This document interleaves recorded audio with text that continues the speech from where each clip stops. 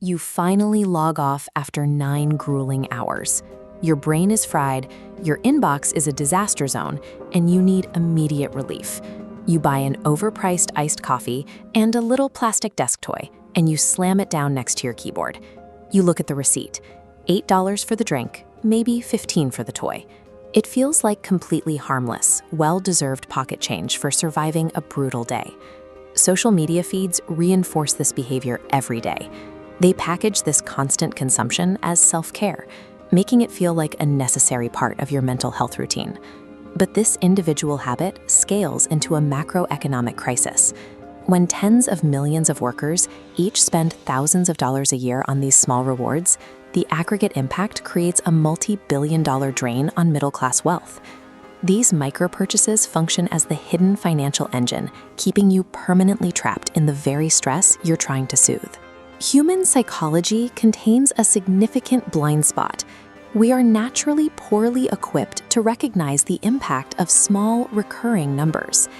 If someone asked you for $3,000 right now, you would laugh.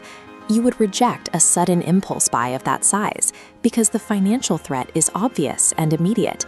However, spending $15 a day on a little treat at the coffee shop slips past your mental alarms without a sound. The math tells a different story.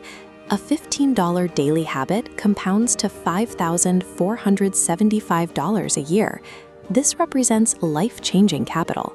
You're trading a robust investment portfolio or a multi-week vacation for convenience.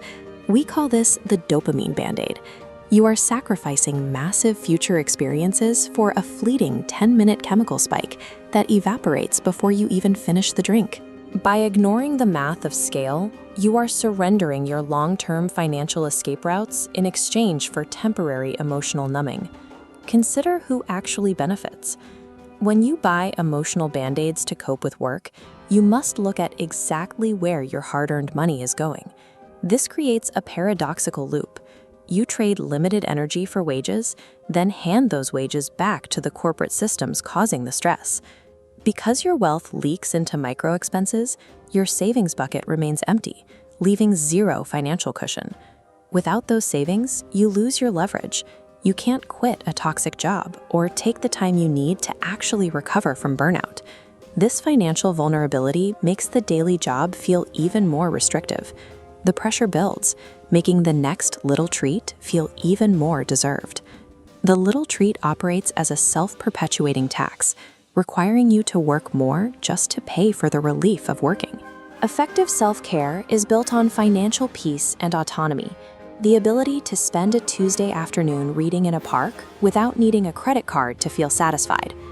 Breaking this cycle doesn't require you to live a life of total deprivation or to never enjoy a coffee again. You simply need to reintroduce friction into your purchasing habits. This is where the cash-only treat rule comes in. At the start of the month, withdraw exactly $50 in physical cash. This is your entire treat budget for the next 30 days. To make this work, you must ban the use of Apple Pay, credit cards, or any digital transactions for these specific impulse buys.